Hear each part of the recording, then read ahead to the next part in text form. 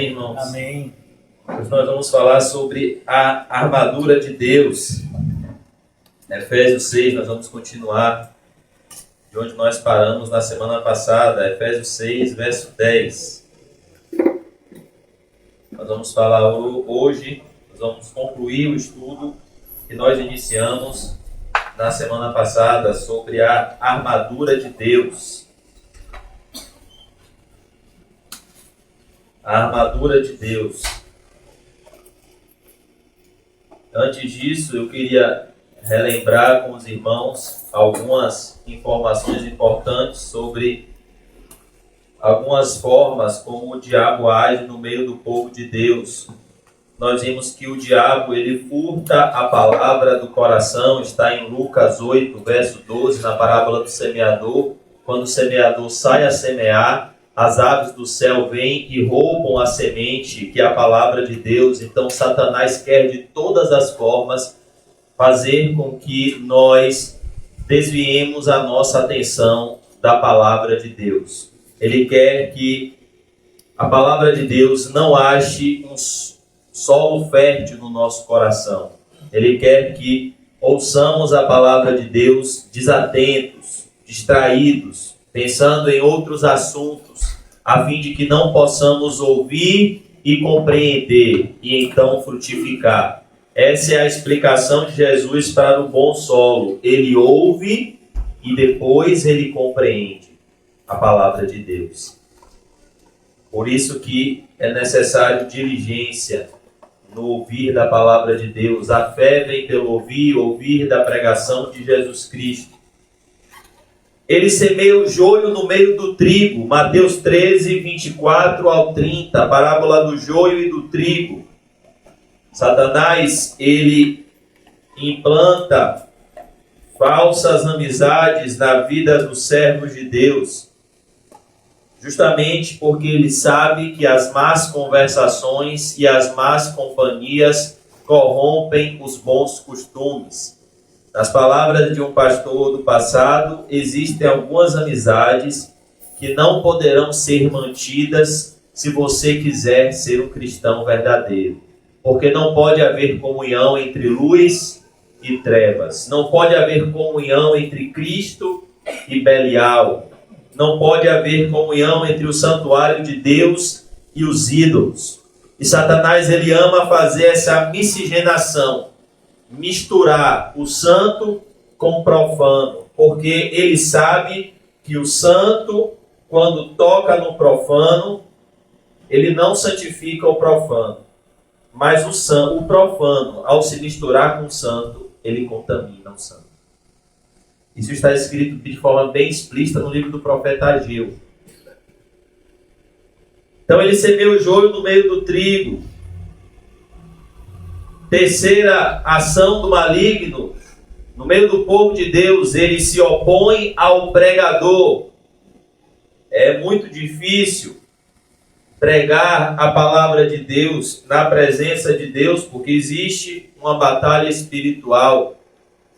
Satanás, ele se opõe àquele que vai levar a mensagem, porque ele sabe que se ele obter êxito nisso, ele causa um grande dano.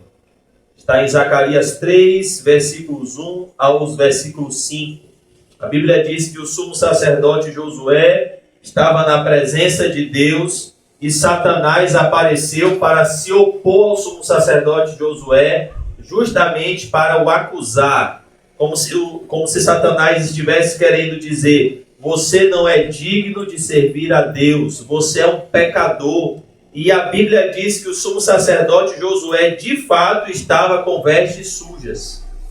E Satanás foi lá para mostrar para Deus: olhe, ele não pode te servir. E o próprio Deus disse: para trás de mim, Satanás, não é este para mim um tição tirado do fogo?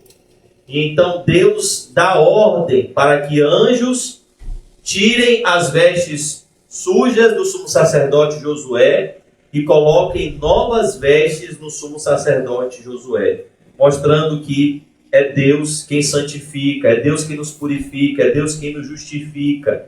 Mas existe essa oposição A palavra Satanás significa acusador. Ele quer sempre nos acusar para nos afastar do perdão de Deus em Cristo Jesus.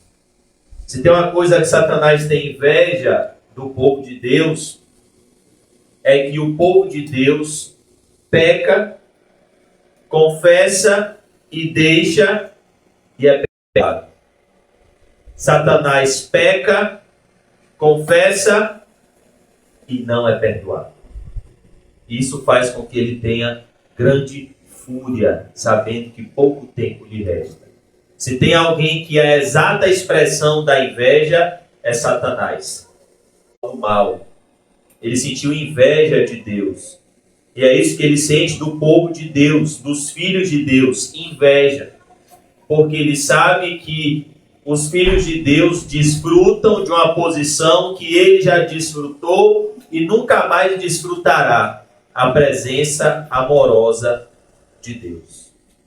Satanás já desfrutou dessa presença, mas quando ele foi expulso do céu, ele nunca mais teve acesso, ele nunca mais teve um retorno à presença de Deus. E o filho de Deus, por mais que ele se afaste como filho pródigo, as portas do céu ainda estão abertas. E Jesus ainda está disposto e pronto a perdoar o pecador que se arrepende. Por isso ele conta a história do filho pródigo. Quarta ação do mal, ele intercepta as respostas das orações dos santos. Está lá em Daniel, capítulo 10. Quando Daniel estava orando, esperando uma resposta do Senhor, e a Bíblia diz que Satanás, na figura do príncipe da Pérsia, ele entra numa batalha espiritual com o anjo Gabriel, para que o anjo Gabriel não viesse ao encontro do profeta Daniel e a resposta de Deus não chegasse a Daniel. Então nós vemos como Satanás ele tem essa intenção de bloquear nossa comunhão com Deus. Ele tem essa intenção de nos afastar da comunhão com Deus, porque ele sabe que quando estamos em comunhão com Deus, por mais que sejamos minoria, estamos sempre em triunfo. Porque a Bíblia diz que Cristo, estamos sempre do lado do vencedor. A quinta ação de Satanás, ele oprime pessoas. Ele oprime pessoas, inclusive até com enfermidades. Está em Lucas 13, 10 ao 17, uma mulher que tinha sua coluna, pessoas que nutrem rancor no coração. Ele faz com que essas pessoas vivam debaixo das suas algemas, do ódio, do rancor, do ressentimento, da mágoa. Por isso que o perdão é algo tão libertador. A Bíblia diz: irai-vos e não pequeis, não deixe o sol se pôr sobre a vossa ira, não deis lugar ao diabo. Aquele que não perdoa está dando um grande lugar ao maligno. Oitava, ele usa a arma da dissimulação. A Bíblia diz em 1 Coríntios 11, 14 e 15 que os ministros de Satanás se travestem de ministros de justiça, e o próprio Satanás pode se travestir de um anjo de luz. Então ele é dissimulado. Satanás, ele é um excelente ator. Ele sabe como se apresentar a cada um. Quem aprende muito bem com Satanás são os políticos. Não se engane, esses homens poderosos que aparecem agora, essa apresentação que você vê de todos eles, seja de direita, seja de esquerda, não é a forma com que eles se relacionam com as pessoas no seu dia a dia. Eles estão ali vestindo um personagem, mas em oculto, em secreto, quando as câmeras não estão diante deles, eles revelam quem de fato eles são. Principalmente quando as malas de dinheiro passam diante deles. Então Satanás usa essa arma, ele é dissimulado. Ele finge algo que ele não é. Por isso Jesus combateu tanto a dissimulação. Nona arma, Ele usa a arma da intimidação. 1 Pedro 5,8 diz que ele vive bramando como leão. Ele quer que você tenha medo dele, ao invés de você temer a Deus, se sujeitar a Deus, resistir ao diabo, e o diabo fugirá de você. Ele age na disseminação de falsos ensinos. Satanás cria falsos ensinos a partir da Bíblia, e com isso ele causa grande dano, grande engano religioso, usando a Bíblia, produzindo nas pessoas uma falsa concepção da pessoa de Deus, uma falsa concepção do Evangelho, uma falsa concepção dos atributos de Deus, da forma com que Deus age com o seu povo, uma falsa concepção do céu, do inferno. Ele usa os seus servos para disseminar falsos ensinos. 1 Timóteo 4,1 diz isso, que nos últimos tempos muitos apostatariam da fé, dando ouvidos a espíritos enganadores e a doutrinas de demônios. E por último, Satanás ataca a mente dos homens. Esse é o alvo prioritário de Satanás, a minha e a sua mente. O Deus deste século cegou o entendimento dos incrédulos, para que não resplandeça sobre eles a luz do Evangelho de Cristo, que é a imagem de Deus. Então Satanás, ele ataca a nossa mente.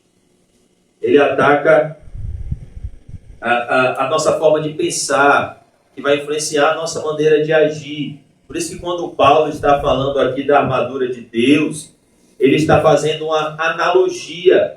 Ele está pegando um exemplo que estava diante dele, ele estava preso e estava diante de um soldado romano, e ele estava fazendo uma analogia da batalha que ele estava passando como um cristão na sua mente, todos os seus irmãos iriam precisar passar, com a batalha que aquele soldado poderia enfrentar a qualquer momento. Então ele faz uma analogia.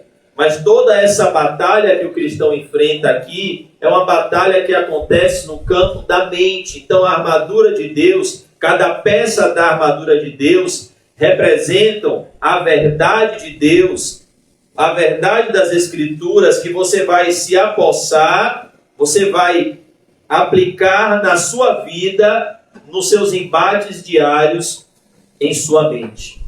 Porque a guerra do cristão é uma guerra que acontece no campo da mente. Por isso a Bíblia diz, não vos conformeis com este século, mas transformai-vos pela renovação do vosso entendimento. Satanás, ele age na mente do cristão. E nós temos que tomar muito cuidado. Então vamos ver o verso 10, passando rapidamente. Quanto ao mais, sede fortalecidos no Senhor e na força do seu poder. Revesti-vos de toda a armadura de Deus. Nós vimos na semana passada, é um imperativo, você deve se apossar dessa armadura para poderes ficar firmes contra as ciladas do diabo, adversário. Você tem um adversário que tem várias formas de agir, ele tem métodos de agir. Ele é muito mais sagaz e inteligente que um general de guerra. Ele é um ser que tem mais de 4.000 anos de existência, que vive rodeando a terra e passeando por ela. Ele é o príncipe das potestades do ar. Satanás.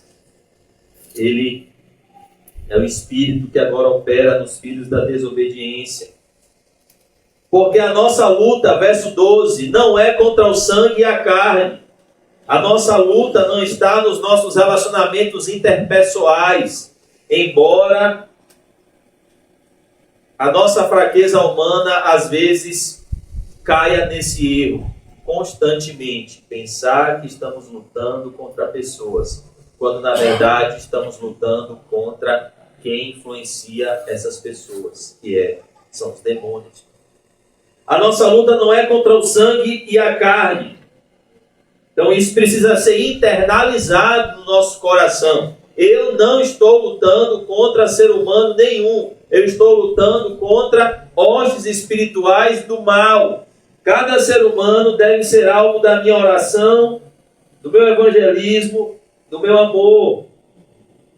E se encontra, olha o que Paulo diz, e se encontra os principados e potestades. Aqui nós vemos uma hierarquia militar, uma organização para causar uma grande desordem e destruição no mundo. Principados e potestades. O que nós vemos aqui é um exército muito bem organizado para fazer o mal. Jesus disse que os servos das trevas são mais prudentes do que os servos da luz.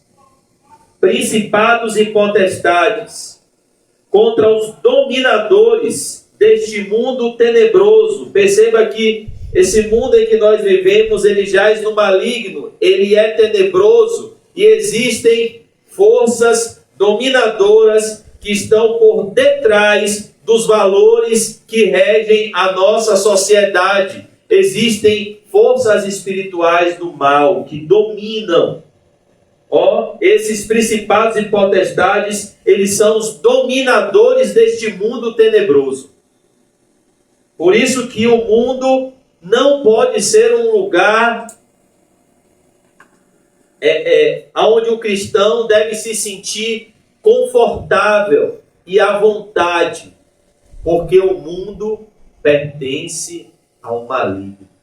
Por isso o apóstolo João disse: não ameis o mundo. Quando ele disse isso, ele não estava querendo dizer que você tem que ter ódio do mar, ódio da praia, tem que ter ódio do sol, ódio das estrelas. Não, quando ele diz não ameis o mundo, não é a criação de Deus, mas o que ele está falando é não ameis os valores deste mundo, a forma de pensar e agir que regem essa sociedade. Não abrace isso, não tenha isso como normal, não tome a forma desse mundo. Não ameis o mundo, nem nada do que no mundo há. Se alguém amar o mundo, o amor do Pai não está nele. Por quê? Porque o mundo está sobre principados e potestades, que são os dominadores deste mundo tenebroso. E o que esses principados e potestades fazem com o mundo? Eles fazem o mundo ser uma indústria que só produz 3 coisas: concupiscência da carne, concupiscência dos olhos e soberba da vida. Tudo que o mundo produz, se você ligar a TV, se você abrir o Instagram, se você abrir o Facebook, se você for na escola dos seus filhos, no seu trabalho, se você for em qualquer lugar, na padaria, você vai ver a digital de Satanás querendo produzir em mim e em você isso. Concupiscência dos olhos, concupiscência da carne e soberba da vida. A Bíblia diz que é isso o que se encontra no mundo. E o mundo, ele passa, bem como as suas concupiscências. Mas quem faz a vontade de Deus, quem entra nessa guerra e veste a armadura de Deus e combate o bom combate da fé, permanece eternamente. Por isso que o perigo de amar o mundo e se sentir confortável no mundo é ser destruído juntamente com ele. Porque aquele que se faz amigo do mundo constitui-se inimigo de Deus. E aquele que se faz amigo de Deus, inevitavelmente terá que estar na condição de inimizade com o mundo, porque ele vai estar numa direção oposta. Totalmente oposta. Por exemplo, você dizer para uma pessoa mundana que seu objetivo de vida é ajuntar tesouros no céu, porque a traça e a ferrugem não corroem, e os ladrões não minam e nem roubam. Essa pessoa vai te chamar de quê? Esse parente seu, que ainda é mundano, vai te chamar de quê? Louco. Maluco. Ficou maluco. Ficou doido. Deu dinheiro para a igreja, ficou doido. Então, é isso, irmãos. Se você se colocar ao lado de Cristo, você vai enfrentar oposição. Por isso que é impossível servir a Deus sem oposição. A Bíblia diz que todos aqueles que desejam viver piedosamente em Cristo Jesus serão perseguidos. É por isso que quando queremos um cristianismo sem oposição, já estamos do lado de Satanás, do lado da falsa paz. E Satanás tem um evangelho para cada gosto. Ele é o dominador desse mundo tenebroso. E uma das marcas do fim, por mais assustador que seja, é o mundo tenebroso invadindo a igreja e dominando e imperando sobre o cenário religioso. Então hoje você não precisa ir para o mundo no sentido de ir para um bar, de ir para boates. Hoje você tem o mundo dentro das igrejas. Isso é assustador, mas Jesus disse que seria um sinal do fim. Dominadores deste mundo tenebroso. Eu me lembro que, quando eu era criança, eu tinha uns 2 ou 3 anos de idade. Meus pais me levaram no Wet n Wild. E teve um brinquedo que foi demônio puro. Porque eu nem me lembro o nome desse brinquedo, mas eu sei que foi demônio puro. Que era um negócio tudo escuro, era tipo um carrinho de bate-bate, tudo escuro, mas que aparecia, não sei se era 3D, alguma coisa, um monte de monstro. E eu me lembro que eu fugi desse brinquedo, chorando e pedindo socorro. E é essa a visão do mundo. Um lugar desesperador, sombrio, onde não aparecem monstros em 3D. Aparecem monstros reais. Os demônios não são figurinhas em 3D. Os demônios, eles são seres tão reais quanto eu e você. Por isso que quando o Senhor abre os olhos espirituais de um cristão para o que é esse mundo, ele tem a mesma concepção do nosso irmão cheio do Espírito Santo de Ambânia. Esse mundo é a cidade da destruição. Por isso que quando começa o peregrino, você vê a esposa dele tentando convencer ele, mas nós temos a nossa casa, os nossos filhos, mas de que adianta? É o que ele tenta conversar com a sua família, de que adianta ter tudo isso aqui, se tudo vai ser destruído pelo fogo? De que adianta buscar todo esse conforto, se daqui a pouco o fogo virá e vai consumir tudo? E é essa concepção do cristão, quando ele tem os seus olhos espirituais abertos, ele não vai ser compreendido por aqueles que são deste mundo. É por isso que todos nós devemos trabalhar em nós mesmos o sentimento, combater o sentimento de sermos sempre aceitos pelos homens. Nós temos que nutrir em nós mesmos o sentimento de que Deus nos ama e Ele nos aceita. Mas esse sentimento de querer sempre a aprovação dos homens é muito perigoso. Porque Jesus disse: acautelai-vos dos homens. Muitas vezes, para que você esteja do lado de Cristo, você vai precisar estar contra pessoas. Os dominadores desse mundo tenebroso, contra as forças espirituais do mal. Olha, contra as forças espirituais do mal. Existem influências malignas no mundo espiritual. Olha que coisa.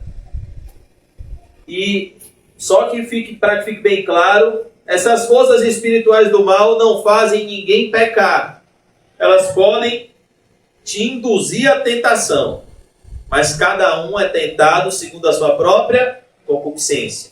A responsabilidade do pecado é sempre do homem. Satanás é aquele que fustiga, que tenta, mas ele não é o culpado dos pecados do homem. Por isso que jamais podemos colocar a culpa dos nossos pecados no diabo. Mas existem as forças espirituais do mal nas regiões celestes, neste exato momento, existem demônios circuncidando esse local para nos afastar de Deus, para nos afastar do propósito de Deus. Verso 13. Portanto, visto que você está nessa guerra contra seres que você não vê com olhos naturais, você só pode ver com os olhos da fé. Visto que você está lutando contra esses seres terríveis, que têm profundo ódio, cólera de você, tomai toda a armadura de Deus, para que possais resistir no dia mau. E nós falamos na semana passada o que é o dia mau, é o dia que as setas do inferno se voltam contra você. E depois de teres vencido tudo, permanecer inabaláveis. E agora nós vamos dar entrada na armadura de Deus. Verso 14. E, amados irmãos, eu fiz uma comparação entre a armadura de Deus e a armadura de Satanás. No sentido de que para cada peça da armadura de Deus, para cada verdade que Deus tem para você na batalha, Satanás tem uma mentira a fim de lhe arregimentar para o exército dele. Para cada peça da armadura de Deus, existe uma peça da armadura que Satanás coloca nos homens e os persuade a servirem a ele, sem estes homens perceberem que estão sendo servos de Satanás, porque Satanás tem esse poder de persuasão. A primeira peça, verso 14: estáis, pois, firmes, cingindo-vos com a verdade. Aqui nós vemos a primeira peça da armadura, que é o cinturão da verdade. Cingindo-vos. Cingir significa apertar o cinto. E esse cinto é o que segura toda a armadura. Sem o cinto bem amarrado, a armadura do soldado desmoronava. Por que essa é a primeira peça? E Paulo olha para o soldado, olha para o cinto segurando a armadura dele e diz: cingindo-vos com a verdade, porque é impossível entrar na batalha espiritual na mentira, no engano, no pecado. É impossível uma vida espiritual que está alicerçada na mentira. Em João 8,32, todos os irmãos conhecem, tem até políticos que usam esse versículo fora do contexto, mas Jesus disse esse versículo aos judeus que ainda eram escravos do pecado, e ele estava falando da pessoa dele, da salvação que ele veio trazer do pecado, e não de verdades políticas, mas ele estava falando da redenção que ele trouxe ao homem, e ele disse: conhecereis a verdade, ele, Jesus, e a verdade, Jesus, vos libertará. De quê? Do engano do pecado, que nos separa de Deus. Então nós vemos que em João 17:17, Jesus disse: Pai, santifica-os na verdade, a tua palavra é a verdade. Em 2 Coríntios 13:8, Paulo diz: nada podemos contra a verdade, a não ser.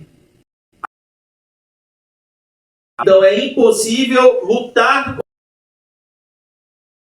contra Satanás sem a verdade, sem estar liberto pela verdade que é Cristo. Enquanto existir engano na nossa vida, os que Paulo prega, mas eles não viviam na verdade, não eram libertos, não tinham sido libertos pela verdade, e então eles tomaram a surra de Satanás. Por isso que a primeira peça, o cinto, é acreditar que a Bíblia é a palavra de Deus infalível, que a Bíblia é a verdade de Deus. E sempre que a Bíblia se colocar contra você, você se render e se arrepender. Isso é tomar o cinturão da verdade. É se colocar ao lado da Bíblia contra a opinião de qualquer outro homem, inclusive do homem que você vê no espelho, você.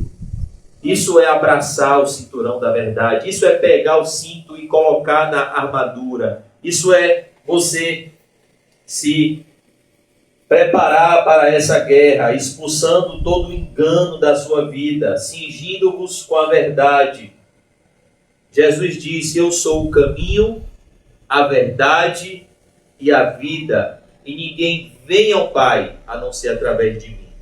Fora da verdade, irmãos, não existe batalha espiritual, porque fora da verdade nós ainda estamos do lado do exército do mal. E é o que nós vamos ver. A peça que se opõe ao cinturão da verdade é o cinto da mentira. Assim como Jesus chama os seus servos a usarem o cinto da verdade, Satanás coloca nos seus filhos, os filhos da desobediência, o cinto da mentira, que é o que segura a armadura diabólica que os servos de Satanás usam. E o que representa esse cinto da mentira? Engano, pecados, heresias, mentiras que Satanás coloca na mente do homem e faz o homem acreditar e alicerçar a sua vida debaixo dessa mentira. E nós vamos ver que foi através dessa peça que Satanás colocou em Eva que o pecado entrou na humanidade. Vamos lá em Gênesis 3. Vamos ver essa peça sendo implantada no ser humano, que é implantada até hoje. Gênesis 3:1. Vamos ver aqui o cinto da mentira sendo colocado na humanidade, em Adão e Eva. Mas principalmente nesse diálogo da serpente com Eva. Como Satanás faz, ele faz Eva abraçar a mentira, tomar posse da mentira e acreditar na mentira. Não é verdade. Eu não vou morrer. Mentira de Deus. Eu não vou morrer. Porque se ela comeu do fruto é porque ela acreditou no que a serpente disse. Esse é o perigo de uma heresia. Não é que a minha igreja está certa, a sua está errada. Não, o perigo da heresia é que você vai se afastar de Deus. Você vai abraçar a mentira e vai se alicerçar no exército do mal. Mas a serpente, verso 1, a mais sagaz que todos os animais selváticos que o Senhor Deus tinha feito. Isso fala da astúcia de Satanás. Disse a mulher, olha, Satanás aqui implantando o cinto da mentira. É assim que Deus disse? Primeiro ele coloca dúvida. Primeiro ele coloca dúvida na palavra de Deus. Será que a palavra de Deus é a verdade mesmo? Não comereis de toda a árvore do jardim? Mentira! Mentira! Deus só disse que ela não poderia comer de um fruto. Olha o que Satanás disse: não podereis comer de toda a árvore do jardim? Não, ela poderia comer de todas as árvores, exceto a árvore do conhecimento do bem e do mal. Mas Satanás vem e lança a mentira. Qual é a mentira aqui? Que Deus é mau. Que Deus é um Deus carrasco, proibidor. Respondeu-lhe a mulher: do fruto das árvores do jardim podemos comer, mas do fruto da árvore que está no meio do jardim, disse Deus, dele não comereis, nem tocareis nele, para que não morrais. Então a serpente disse à mulher, olha a mentira aqui, o verso 4, é certo que não morrereis. É isso que Satanás faz. É certo que você não vai sofrer as consequências do pecado. É isso que a mentira faz. A mentira, ela cega. Porque Deus sabe que no dia em que dele comerdes, se vos abrirão os olhos, e como Deus sereis conhecedores do bem e do mal. Uma vez que Eva acreditou na mentira, recebeu a mentira no coração, ela agora partiu para desobedecer a Deus. Vendo a mulher que a árvore era boa para se comer, agradável aos olhos, e a árvore desejável para dar entendimento, tomou-lhe do fruto e comeu. E deu também ao marido, e ele comeu. Esse é o perigo da mentira, do cinto da mentira, de você estar cingido com a mentira. Em 2 Coríntios 11:3, Satanás diz, Paulo disse, eu temo que assim como Satanás enganou a Eva, ele aparte vocês da simplicidade e da pureza devidas a Cristo. Porque Satanás, ele está o tempo todo trabalhando para nos alicerçar em mentiras, principalmente mentiras sobre a palavra de Deus. Heresias. É o cinto da mentira. Então, assim como o cristão entra na batalha com a verdade, porque ele só é liberto pela verdade, o servo de Satanás, ele entra na batalha com a mentira. Essa é a marca dos filhos do diabo. Eles vivem na mentira. É o que Jesus disse em João 8:44 dos fariseus, que eles eram filhos do diabo. Eles diziam que eram filhos de Abraão. Mas por que Jesus disse que eles eram filhos do diabo? Vamos lá, João 8:44. João 8:44.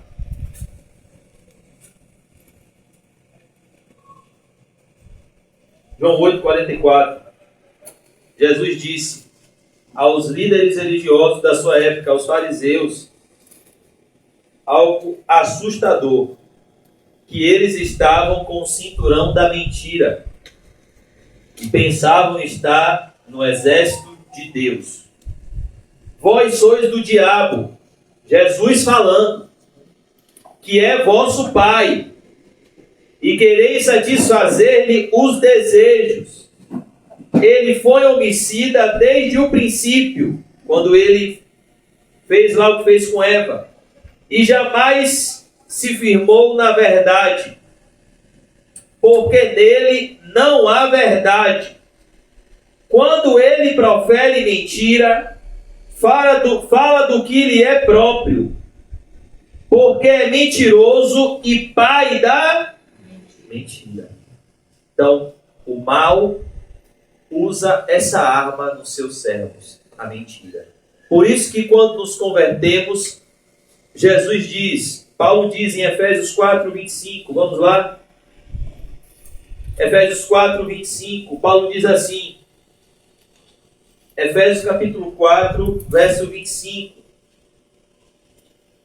Por isso, uma vez que vocês são novas criaturas, foram regenerados, recriados à imagem e semelhança de Jesus Cristo, por isso, deixando a mentira, ou seja, abandonando a mentira, fale cada um a verdade com o seu próximo, porque somos membros uns dos outros, somos o corpo de Cristo.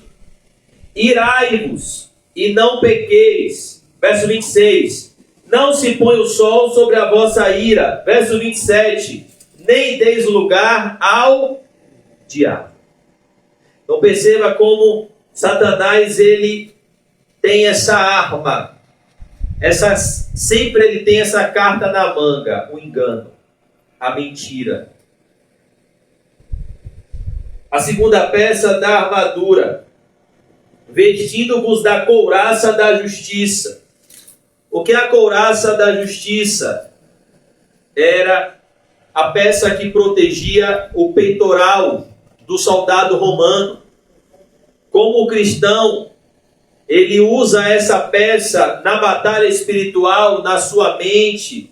Que justiça é essa? É a justiça de Cristo. É a santidade pessoal na presença de Deus. É a justificação pela fé, que faz com que o homem tenha paz com Deus, como está em Romanos 5, verso 1.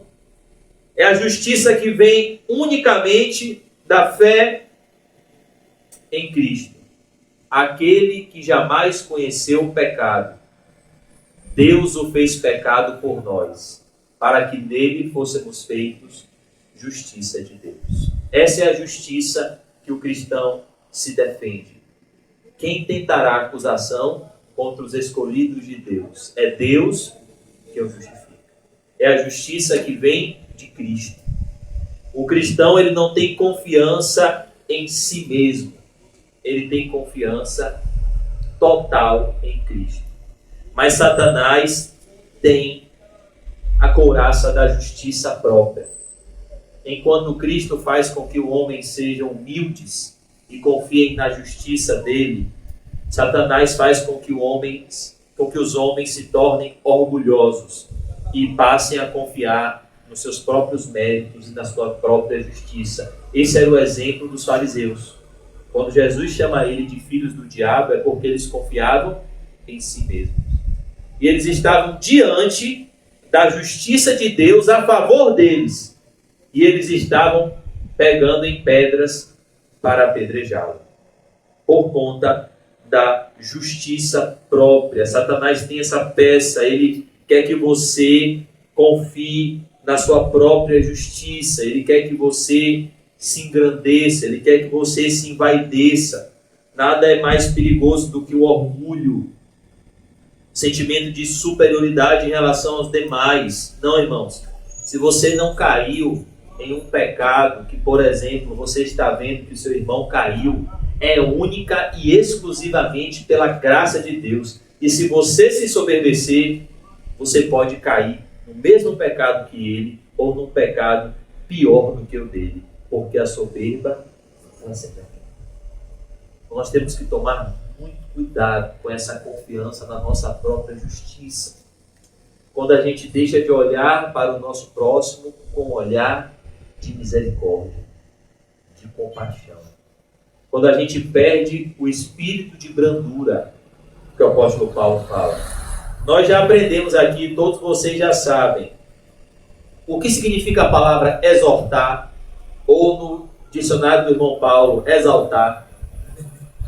O que significa a palavra exortar? Aconselhar em amor. Então, exortar, meu irmão, não é gritar e mandar para o inferno e dizer, você fez um monte de bobagem, você vai para o inferno. Não. Exortar é aconselhar em amor. Olha, meu irmão, eu te amo em Cristo, mas está aqui escrito na palavra que 2 mais 2 é 4, e você aqui agiu como se 2 mais 2 fosse 5. Isso é exortar em amor, mas com espírito de brandura. Por quê? Porque o erro que o irmão está cometendo, que 2 mais 2 é 5, se você se vai descer, amanhã você está dizendo que 2 mais 2 é 7. É por isso que Paulo diz, você viu seu irmão em alguma falta? Gálatas 6, verso 1. Corrige-o com espírito de brandura, porque você também pode ser tentado. Então, a couraça da justiça própria, a confiança em seus méritos, era o que Saulo tinha. Lá em Filipenses 3 ele fala sobre isso. Que ele era hebreu de hebreus, da tribo de Benjamim, aprendeu aos pés de Gamaliel, tinha todos os requisitos que um homem respeitado religiosamente poderia ter. Segundo a lei, ele era fariseu, ele era irrepreensível na lei. Mas ele disse que o que para ele era lucro, todos esses títulos, toda essa pompa, ele reputou como perda por causa do sublime conhecimento de Jesus Cristo. Quando ele se encontrou com a justiça de Cristo, ele disse, tudo isso é vaidade. E a única coisa que importa é eu vir para a cruz de Cristo, vazio, humilhado, arrependido, para receber dele o perdão, o sangue que me lava de todos os meus pecados, o sangue precioso de Jesus. Então, nós temos que tomar cuidado com essa couraça da justiça própria. Verso 15. Calçai os pés com a preparação do evangelho da paz. Que peça é essa? A sandália. A sandália aqui era uma sandália muito bem protegida, porque haviam muitos percalços pelo caminho. E essa sandália é a sandália com a preparação do evangelho da paz. a forma com que andamos prepara a pregação que fazemos. As sandálias da preparação do Evangelho da paz. As nossas obras devem confirmar as nossas palavras. E o que Satanás quer que façamos em nossas famílias, em nossas casas, em nossa congregação, em nossos trabalhos, em nossos colégios, em nossas faculdades. O que é que Satanás quer que a gente faça? Que a gente destrua com os pés o que constrói com os lábios. Ele quer que a gente pregue uma coisa e viva a outra.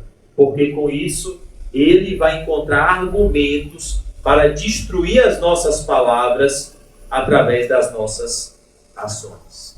É por isso que Paulo disse o que é Timóteo, em 1 Timóteo 4,16, toma conta de ti mesmo e da doutrina. Ou seja, olha, Timóteo, o seu testemunho pessoal é tão importante quanto a doutrina. Assim salvarás a ti mesmo como aos teus ouvintes.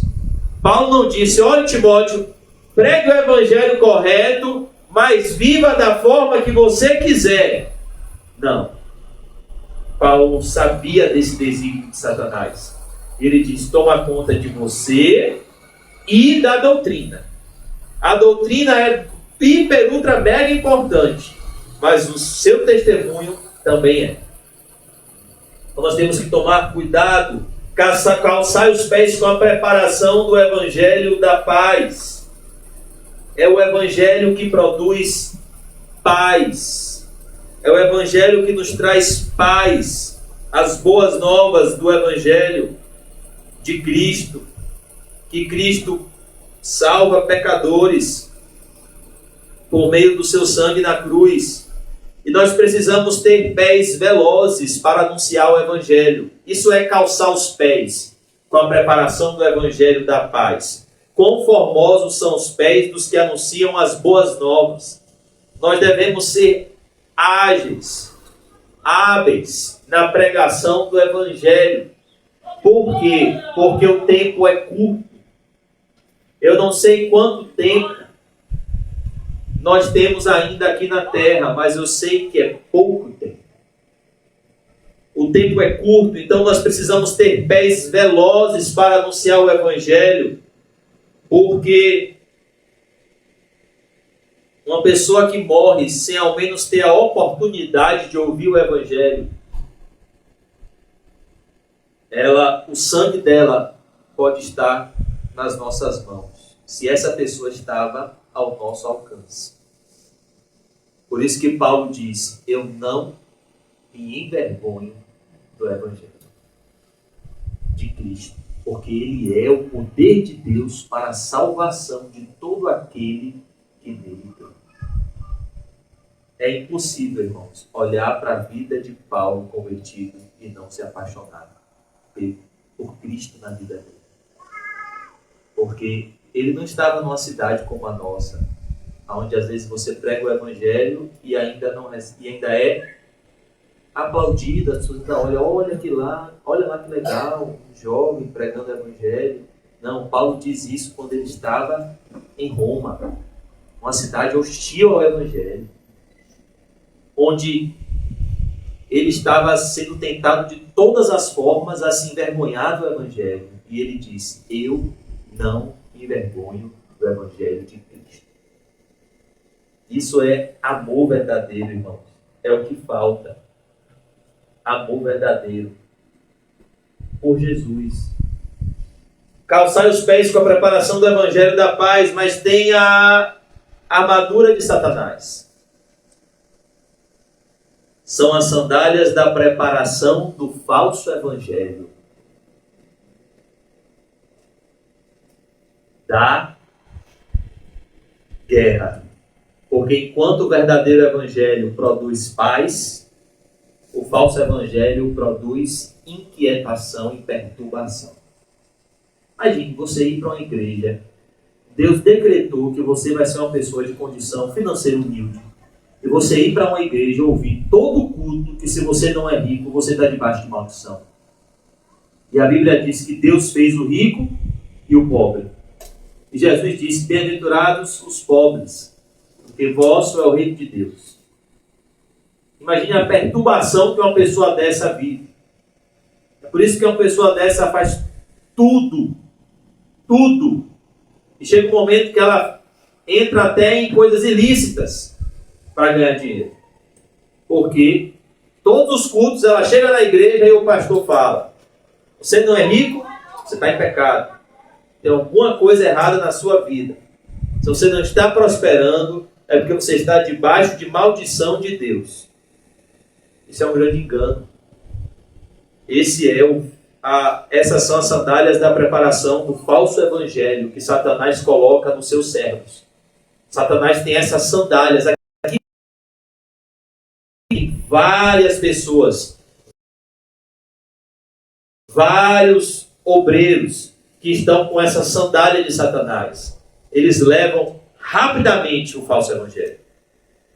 Aqui na igreja existe uma ação do mal contra a gente tão grande que quando a gente começou aqui, as sandálias da preparação do falso evangelho, para que ele propagasse o falso evangelho. Gálatas 1:9, Paulo fala disso, que ainda que nós mesmos, ou um anjo do céu, pregue outro evangelho, seja nada. Porque ele produz uma falsa paz. A sandália da preparação do falso evangelho produz uma falsa paz. Não é que o engano não produz paz. Ele produz uma paz momentânea. Mas ele produz uma falsa paz. Como você acha que morreram aquelas pessoas que Jesus fala no Sermão do Monte?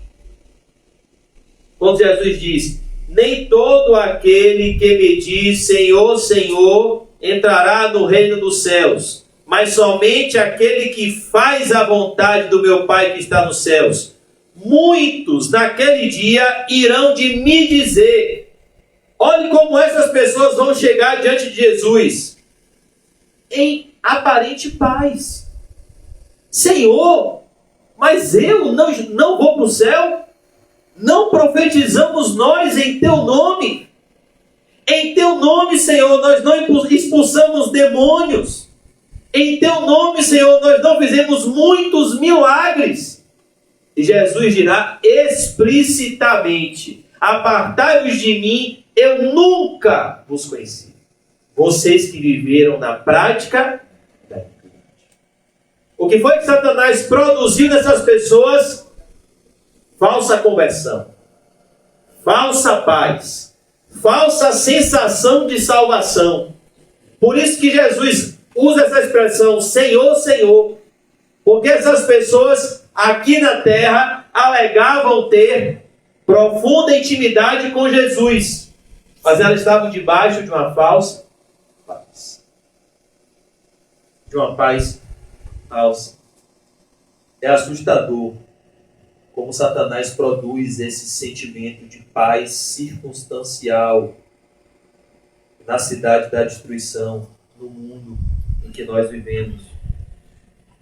Verso 16, já para concluir, 8:27 já. Embraçando sempre.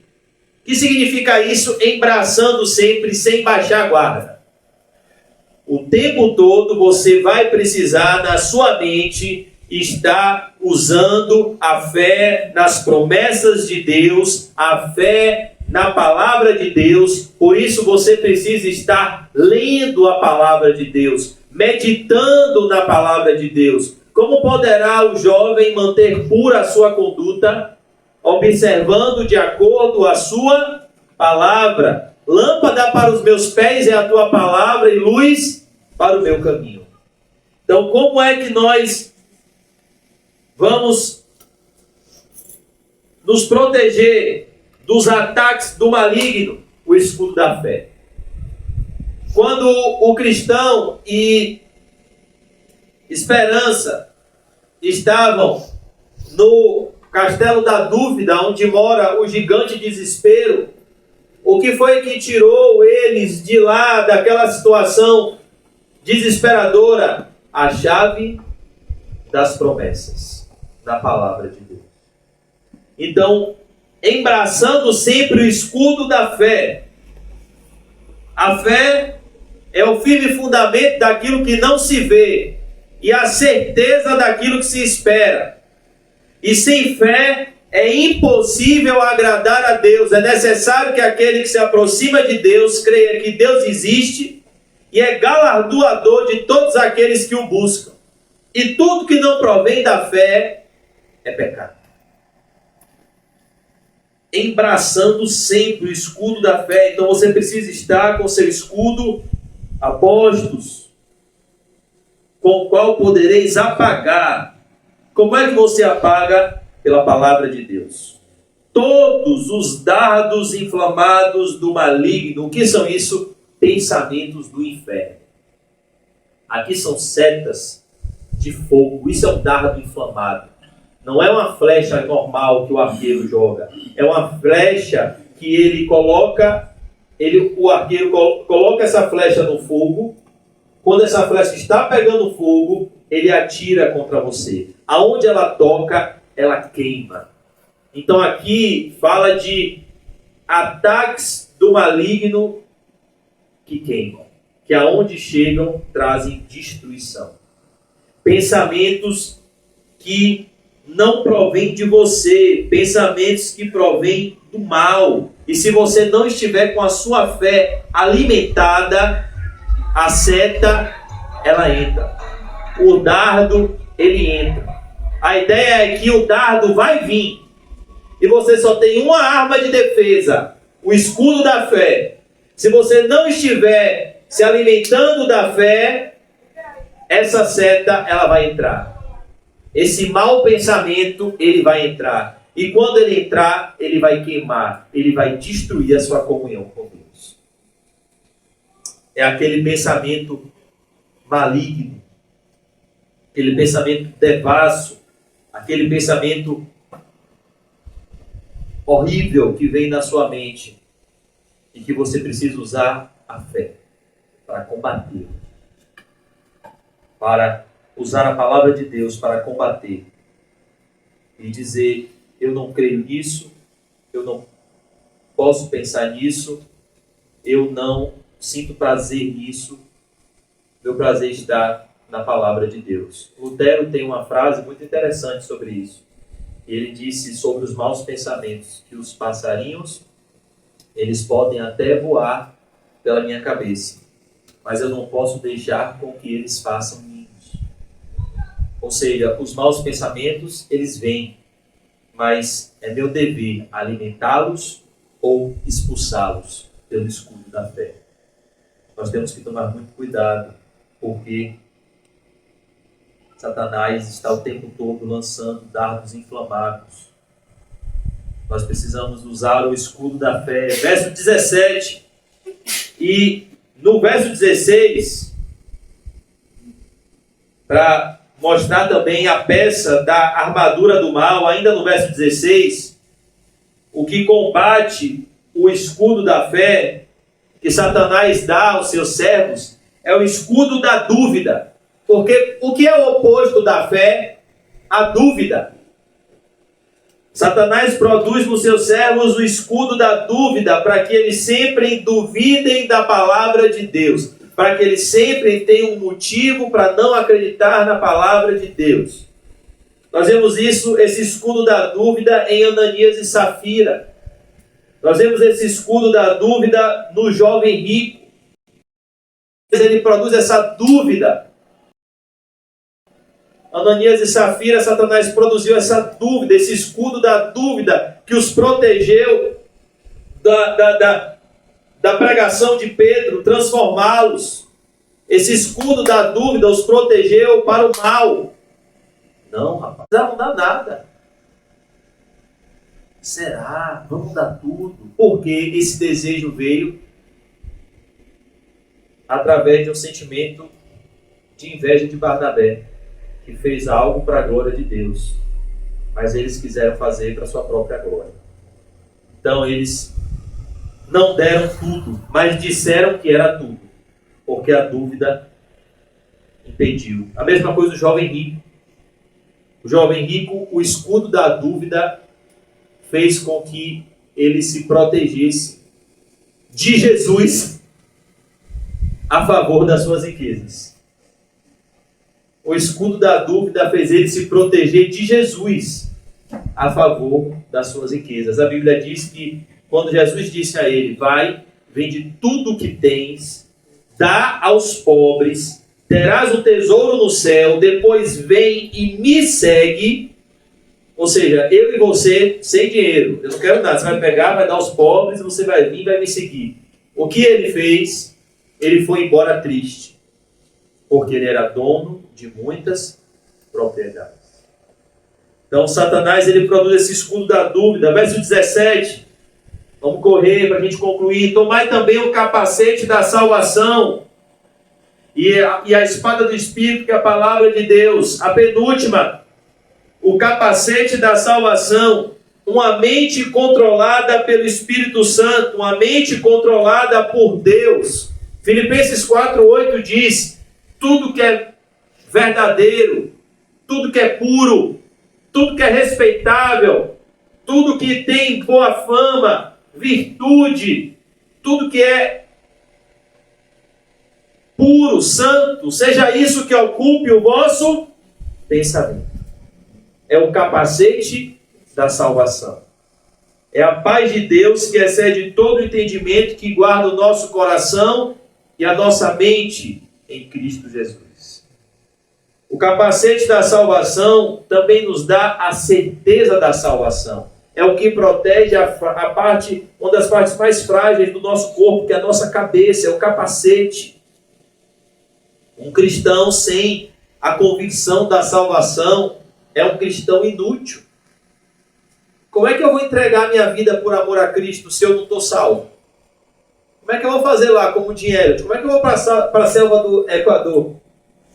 Morrer? Como é que eu vou me colocar diante de uma lança se eu não estou salvo? Eu vou nada, está escrito na Bíblia que ainda que eu me entregue para ser um mártir, se não for por amor, eu de nada vale. Tem aí Joana d'Arc, Tiradentes, vários mártires que morreram e podem estar no inferno. Então, sem o capacete da salvação, o cristão está sempre com essa dúvida que o paralisa, com essa dúvida que o amedronta de se doar a Cristo e ao Evangelho. Por isso que uma das armas mais poderosas que o cristão pode ter é a certeza da salvação. Um cristão que sabe que é salvo, ele precisa temer alguma coisa? Não. Ele precisa temer a morte? Não. Ele precisa temer as enfermidades? Não. Ele precisa temer os principados e as potestades? Não. Ele precisa temer os homens? Não. Então, um cristão com a certeza da salvação é como Paulo diz em Romanos 8:39. Nada poderá nos separar do amor de Deus em Cristo Jesus, nosso Senhor. Mas Satanás, ele produz o capacete da condenação eterna. É o instrumento que Satanás usa para tirar todo o temor de Deus no coração. Enquanto Deus coloca o capacete da salvação e te conduz a uma vida de santidade para que esse sentimento interno vá crescendo de que você é salvo. A certeza da salvação não é um salvo-conduto para uma vida libertina, não. É um temor crescente para uma vida cada vez mais santa, para que cada vez mais cheio do Espírito Santo, o Espírito testifique com o seu Espírito que você é um filho de Deus. Então você vai crescendo na graça e no conhecimento e vai tendo cada vez mais certeza que você está próximo do céu. Mas, em contrapartida a isso, Satanás coloca o capacete da condenação eterna.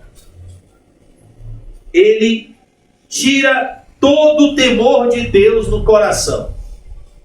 Salmo 14, verso 1 diz assim: diz o nécio no seu coração, não há Deus.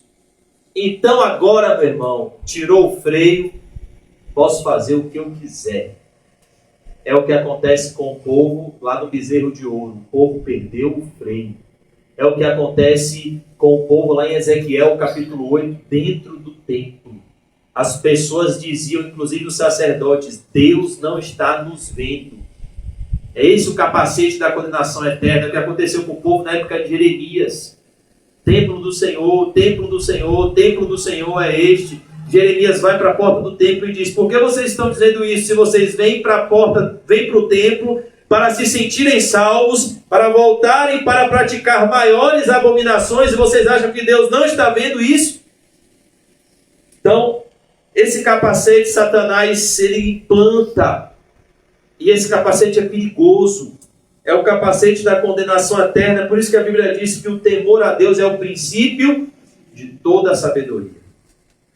Princípio de toda a sabedoria é o temor. Concluindo, e a espada do Espírito, a única arma de ataque. Qual foi a única arma de ataque de Jesus contra Satanás na tentação do deserto? A palavra. Mas a espada não é sua, nem minha. A espada é do Espírito. Você só pode manejar bem a palavra da verdade, só pode ser um obreiro aprovado se você estiver cheio do Espírito Santo. Porque na sabedoria humana nos perdemos na própria Bíblia. E a espada do Espírito, que é a palavra de Deus. Por isso que, para compreender a Bíblia, não se é necessário diplomas, curso de teologia, mestrado, doutorado. Se é necessário uma coisa: ter o dom de Deus, que é o Espírito Santo. Ter uma verdadeira conversão no coração quebrantado. Isso vai te fazer conhecer muito mais a Bíblia do que um curso pago de teologia. O Espírito Santo. Então a única arma de ataque, a espada do Espírito, que é a palavra de Deus. Hebreus 4,12 diz que a palavra de Deus é viva e eficaz. Ela é viva. Ela tem o poder de transformar. E a palavra de Deus, ela é eficaz. Ela vai no lugar onde você está precisando que ela toque na sua vida. Nenhum outro livro tem esse poder. Só a Bíblia. Em contrapartida a isso, irmãos, a única arma de ataque nossa, que nós temos, que é a espada do Espírito, o Espírito Santo, ele nos enche através da palavra. Satanás tem uma arma de ataque também para os seus servos: a espada da carne. Enquanto que os servos de Deus possuem a espada do Espírito, que é a palavra de Deus, os servos de Satanás possuem a espada da carne, com que eles atacam os servos de Deus. Ah, vocês dizem aí que vivem no Espírito, mas eu vivo satisfazendo as minhas concupiscências carnais. E aí o ímpio ataca o crente. Por quê? Porque o crente sabe que ele não pode satisfazer as suas concupiscências carnais. Jesus disse, a Bíblia diz, jamais satisfaça as concupiscências da carne. Então Satanás vem dar essa arma para os seus servos, para eles se sentirem felizes. A espada da carne. E com isso eles atacam os servos de Deus com uma aparente prosperidade, como está no Salmo 73. Como você acha que Lázaro olhava para o rico? Imagine Lázaro comendo migalha, olhando para o rico, que todos os dias vivia regalada e esplendidamente. Como você acha, irmãos, que Lázaro se sentia tendo a espada do Espírito e olhando para o rico, satisfazendo todos os dias as concupiscências da carne? Ele tinha as mulheres que ele queria, ele tinha as iguarias que ele queria, ele vestia as roupas que ele queria, ele comia a comida que ele queria. Todos os dias ele dava banquetes. As concupiscências carnais, a maior arma de ataque de Satanás. Foi assim que ele foi até o ponto máximo da humanidade de Jesus. Primeiro, a fome do corpo. Transforma essa pedra em pão. Segundo, a fome a fome por realizações, a fome por poder, por dinheiro. Tudo isso te darei se prostrado me adorares. Terceiro, a fome por poder, por soberba espiritual. Lança-te daqui abaixo, porque está escrito aos seus anjos, dará ordem ao teu respeito para que não tropeces. Então Satanás, ele sempre vai nos atacar assim, irmãos, com as concupiscências carnais. Os ímpios sempre vão nos atacar com as concupiscências carnais. É assim que os ímpios nos atacam. Tentando convencer-nos que a vida deles é melhor. Romanos 8:8 diz que aqueles que estão na carne não podem agradar a Deus. Gálatas 5:18 e 19 fala das obras da carne, que não herdarão o reino de Deus os que tais obras cometem. Verso 18, concluindo, a última peça da armadura está aqui. Com toda oração e súplica, orando em todo tempo no Espírito, e para isto vigiando, com toda perseverança e súplica por todos os santos. É o que liga toda a armadura de Deus, é a vida de oração em secreto. A comunhão com Deus em oração, a vida de oração é a chave da armadura, a vigilância e a oração. É o que liga toda a armadura, a oração em secreto, na presença de Deus. E no lugar da oração, a arma de Satanás, da armadura de Satanás, a última peça da armadura de Satanás é a murmuração. Enquanto que a última peça da armadura do cristão é a oração, a última peça da armadura de Satanás é a murmuração. Porque ele sabe que todas as vezes que o ser humano murmura, reclama, ele está desafiando com as suas próprias palavras a bondade do Altíssimo. Por isso que a oração nos impede de murmurar.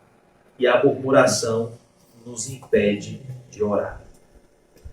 Por isso que quando oramos de verdade, saímos da oração com o coração agradecidos.